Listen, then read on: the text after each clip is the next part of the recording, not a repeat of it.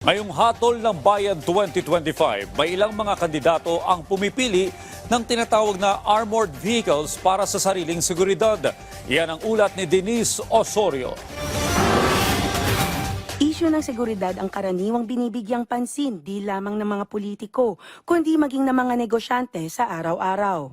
Para sa kanila, importante ang tinatawag na peace of mind, di lamang sa kanilang sarili, kundi maging sa kanilang mga mahal sa buhay.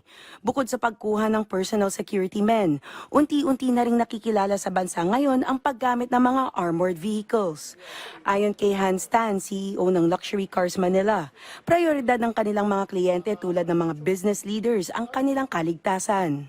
Majority of our clients are really business people whose opinions matter, who run companies, who are high net worth, who have responsibilities.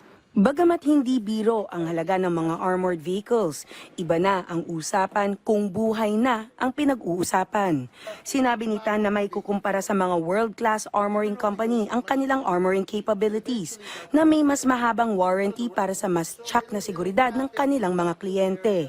Para gawing bullet resistant ang isang sasakyan, karaniwang umaabot ito mula 5,2 milyong piso hanggang 26 na milyong piso, depende sa armoring level nito. For worldwide NATO and CN standards, there's a lot of different types.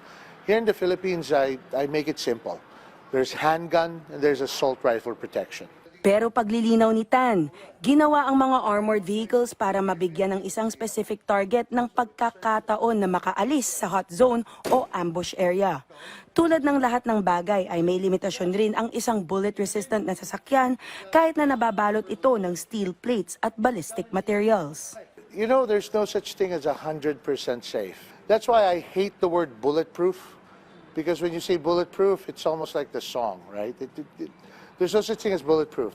When it comes to bullets, depending on the ballistic protection and the type of ambush that happens, it buys you time to get from where you're being ambushed, which is what we call the hot zone, to safety.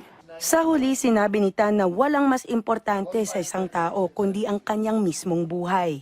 Ang mga armored vehicles ay nandyan bilang first line of defense laban sa mga masasamang elemento ng lipunan.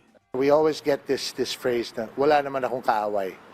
You know, and the fact is, it's not na wala kang kaaway, you're not going to have anyone who's going to try to hurt you.